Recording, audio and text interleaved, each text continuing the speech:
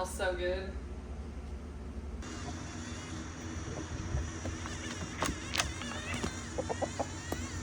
Hey guys, it's Lindsay from BKY Homesteaders, and today we're going to talk about how to keep your chickens cool when it's super hot. Plus, I'm going to share 3 recipes that I use for the chickens as treats. So if you're new to chickens, you're going to want to know the signs of heat stress for chickens. Typically, they'll be very lethargic. If they have combs and wattles, oftentimes those will be very pale. They're going to be very inactive, and they're going to be very still and very quiet. Typically, the way you know a chicken is not feeling well is if you can walk up to it and they don't react. So chickens tolerate the cool much better than they do heat. Chickens do not sweat, so the way they cool off is you'll see them spreading their wings out a little bit, and they'll be opening their mouths, and they do that in order to cool off. So in order to help keep your flock cool, you're going to want to provide a few things. You're going to want to make sure there's plenty of shade and plenty of fresh water. A couple of the other things you can also do for your chickens during the heat is we have just a simple box fan, and that's always blowing nice cool air in, as well as we have that in the chicken coop. Another thing to remember is heat rises. So if you have a coop and it's getting super hot, you can have a fan that's somehow blowing out the hot air away for it to vent. Your coop's going to stay much cooler, and your chickens are going to be much happier. So another thing that I do every single day when it is hot is I make sure I give the chickens fresh water. So typically right before the heat of the day, I will change out their water, dump it out, make it completely fresh, make sure it's nice and cool coming out of the hose, and I will give them that. And that probably helps the most out of everything else to help keep these guys cool.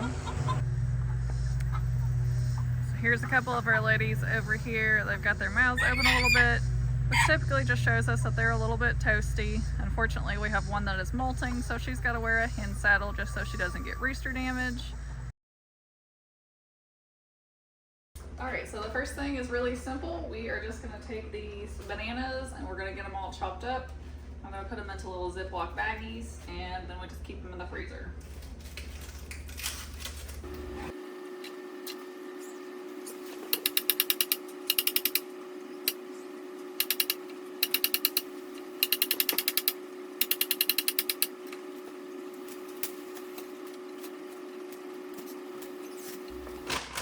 Okay, recipe number 2 is just going to be some blueberries, some red pepper flakes, with a little bit of apple juice.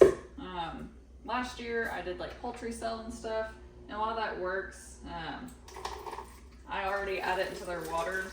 I rotate out like poultry cell or apple cider vinegar, so typically just once a week I add something to their water. So this is more of like a treat. So I'm just gonna add a little bit of apple juice, not a lot, and then I'm gonna fill the rest up with water, and then I'm gonna go ahead and start filling these. So fun fact about chickens, they cannot taste heat, so they're not gonna think that these red pepper flakes are hot. It's actually supposedly supposed to help deworm them and keep worms at bay. So we're gonna add a little bit of these red pepper flakes to each here.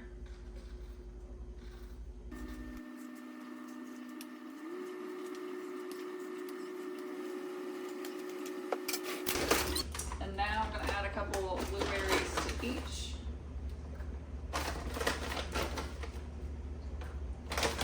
So while this will also help cool them off, it'll kind of be like a little bit of a boredom buster too.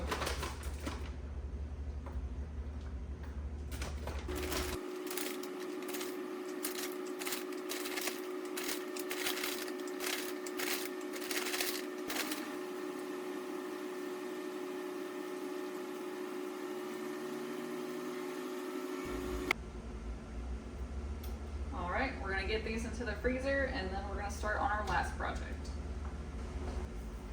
Alright, last but not least, we have watermelon. So I got 2 big watermelons, plus the blueberries, 3 things of bananas, and that'll honestly last me throughout the entire summer.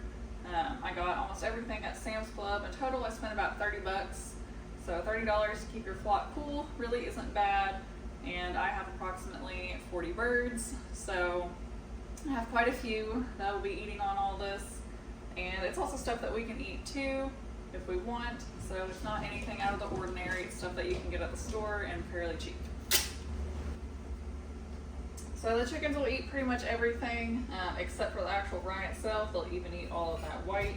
So to make it easier, I just leave the rind on when I chop it up and put it in the bag. Then sometimes it gets a little squishy when you take it out, but I just find it easier, and again, it kind of gives them something to do, so it's also a boredom buster.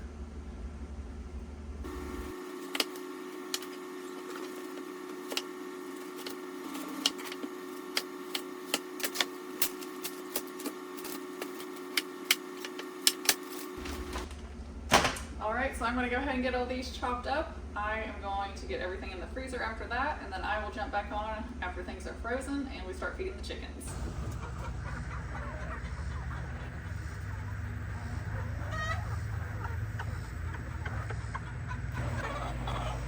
I always like to keep these frozen treats under the shady part of our run, and the babies are still a little unsure about these frozen treats, but these older hens here are definitely enjoying it.